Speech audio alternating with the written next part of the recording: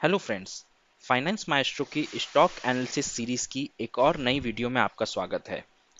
आज हम जिस कंपनी का एनालिसिस करने वाले हैं उसको डिटेल में कवर करने के लिए हमारे पास बहुत सारी रिक्वेस्ट्स आई थी। ये एक स्मॉल कैप कंपनी है और इस कंपनी का मार्केट कैपिटलाइजेशन करीबन 3,261 करोड़ का है।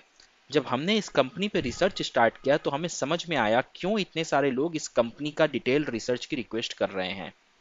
कारण है कि ये कंपनी अपने ऑल टाइम हाई से करीबन 75% नीचे ट्रेड कर रही है। वहीं अगर हम बात करें 52 वीक्स हाई की तो वहां से भी तकरीबन 45% की गिरावट हमें इसके स्टॉक प्राइस में देखने को मिली है। यही कारण है कि लोग जानना चाहते हैं कि वो इस कंपनी से एग्जिट कर जाएं या इस कंपनी में अभी होल्ड करें अपनी पोजीशंस को, या उनके लिए एक अच्छा बाइंग अपॉर्चुनिटी है। यहाँ पे एक बात और हमें गौर करनी होगी कि अभी ये जिस प्राइस पे ट्रेड कर रही है करीबन 1200 के आसपास, ये पिछले 6 साल का लो है। इस प्राइस पे यानी कि 1200 के प्राइस पे हिताची नवंबर 2016 में लास्ट ट्रेड किया था। तो चलिए शुरू करते हैं इस कंपनी की analysis. Hitachi India mainly Johnson Controls द्वारा प्रोमोटेड कंपनी है। Johnson Controls is one of the largest commercial air conditioning providers in the world. ये company mainly air conditioners, refrigerators, chillers, VRF systems के manufacturing, selling and trading में deal करती है। India में इस company का room air conditioning segment में करीबन 12% का मार्केट शेयर है और टेलीकॉम टावर सेगमेंट में जो कूलिंग रिक्वायरमेंट होती है वहां पे ये कंपनी मार्केट लीडर है। चलिए अब इस कंपनी का कुछ फंडामेंटल पैरामीटर्स हम लोग चेक कर लेते हैं। सबसे पहले बात करेंगे रिटर्न ऑन इक्विटी की, जो कि 2.29% है। लास्ट ईयर की रिटर्न ऑन इक्विटी ग्रोथ की बात करें तो वो 4.2% है और वहीं लास्ट 3 इयर्स की average return on equity growth 6.25% है। अगर हम सेल्स की बात करें तो कंपनी ने करीबन 2,500 करोड़ का सेल्स रिपोर्ट किया है और ये लास्ट ईयर से करीबन 32.3% ग्रोथ है और लास्ट 3 इयर्स की एवरेज ग्रोथ -1.24% की है। कंपनी ने इस साल लॉस बुक किया है 19.7 करोड़ का और अगर हम ईयर ऑन ईयर ग्रोथ की बात करेंगे तो -136% की इसने डिग्रोथ दिखाई है और लास्ट 3 इयर्स की एवरेज प्रॉफिट ग्रोथ -42% है। यानी कि लास्ट 3 साल में कंपनी का लगातार लॉस हो रहा है और ये एक चिंता का विषय है। कंपनी का डेट टू इक्विटी रेशियो 0.08 है। कंपनी के ऊपर करीबन 57 करोड़ का डेट है और इसके एवज में कंपनी के पास करीबन 590 करोड़ का कैश प्लस इन्वेंट्री है। यानी वर्चुअली डेट फ्री कंपनी है और एक कैश रिच कंपनी भी है। तो उस टर्म्स में हमें कंपनी में कोई इश्यूज नहीं दिखाई दे रहा है। चलिए अब बात कर लेते हैं कि इस इंडस्ट्री में अभी फिलहाल क्या प्रॉब्लम्स चल रही हैं। तो सबसे पहला जो कारण है वो ये है कि 1 जुलाई 2022 से बीईई यानी कि ब्यूरो ऑफ एनर्जी एफिशिएंसी ने कुछ अपने नॉर्म्स में बदलाव किए हैं। मैं आपको एक्सप्लेन करने की कोशिश करता हूं कि ये क्या बदलाव है और इसकी वजह से क्या इम्पैक्ट हुआ है इस इंडस्ट्री के ऊपर। हम जब भी कोई इलेक्ट्रॉनिक प्रोडक्ट बाई करते हैं तो उसमें हमें एक एनर्जी रेटिंग दिखाई देती है, 3 स्टार, 4 स्टार, 5 स्टार।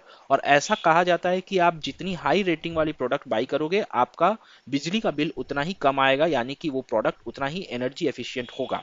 तो 1 जुलाई 2022 से बीई ने जो नॉर्म लागू किया है उसमें यह बोला गया है कि हर प्रोडक्ट की जो एनर्जी रेटिंग है वो बाय डिफॉल्ट 1 से कम हो जाएगी।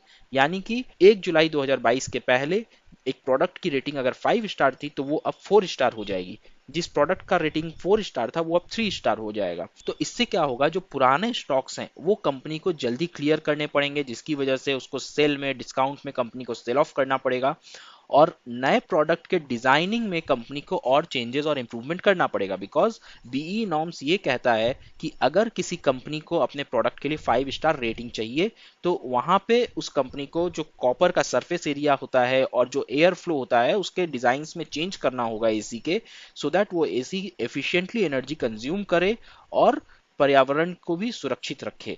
ये मेन बीई के पीछे का कारण है और इसकी वजह से इस इंडस्ट्री के ऊपर करीबन 7 to 10% का एक प्राइसिंग प्रेशर आया है। जो दूसरा कारण है वो है कॉमोडिटी प्राइसेस में इंक्रीमेंट। जैसा कि आप जानते हैं एसी हो या रेफ्रिजरेटर हो उसमें कॉपर एक बहुत ही इंपॉर्टेंट रॉ मटेरियल है। तो पिछले कुछ दिनों में कॉपर के प्राइसेस बढ़े हैं और इसकी वजह से कंपनी के कॉस्टिंग पे असर पड़ा है। जो तीसरा कारण है वो employ cost due to inflation बहुत सारे एम्प्लॉयज़ जॉब स्विच कर रहे हैं बिकॉज उन्हें हायर सैलरी ऑफर की जा रही है, तो अपने एम्प्लॉयज़ को रिटेन करने के लिए उनका एम्प्लॉयमेंट कॉस्ट बढ़ा है, जो अगेन हमारे कॉस्टिंग के ऊपर कंपनी की इफेक्ट करता है। Next reason is rise in crude prices. Again company को अपने सामान को एक कोने, देश के एक कोने से दूसरे कोने में भेजने के लिए ट्रांसपोर्टेशन का यूज करना पड़ता है, और अगर क्रूड प्राइसेस के दाम बढ़ेंगे तो यहाँ पे ट्रांसपोर्टेशन कॉस्ट भी इंक्रीज होगा, जिसकी वजह से अगेन कंपनी की प्रॉफिट के ऊपर फर्क पड़ेगा।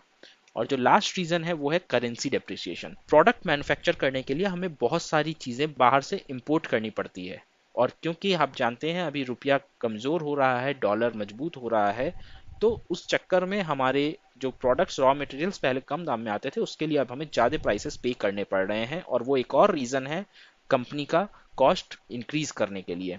तो मेनली ये 5 रीजंस हैं जो पर्टिकुलरली इस पूरे इंडस्ट्री की पुअर परफॉर्मेंस का जिम्मेदार माना जा सकता है।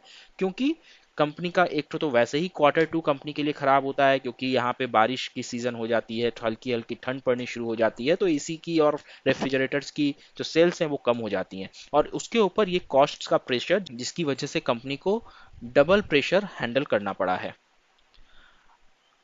अब हम कंपनी के कंपैरिजन करेंगे इसके पीयर्स के साथ कि ये जो प्रॉब्लम्स हमने डिस्कस की ये तो इंडस्ट्री की प्रॉब्लम है, लेकिन हिटाची का ही परफॉर्मेंस इतना बुरा क्यों है? क्या वोल्टस एंड ब्लू स्टार जो कि इसी सेक्टर में काम करते हैं, इसी इंडस्ट्री में काम करते हैं, उनके भी परफॉर्मेंस पे इतना ही बुरा असर पड़ा है?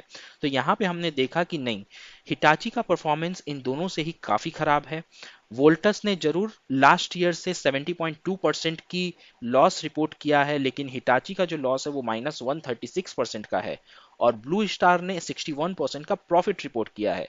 अगर हम 3 इयर्स की प्रॉफिट की बात करेंगे तो हिटाची ने 42% का लॉस रिपोर्ट किया है, वहीं वोल्टस का एट हम बोल सकते हैं नो प्रॉफिट नो लॉस है, 0.73% का लॉस, वहीं ब्लू स्टार का 4.2% का लॉस है।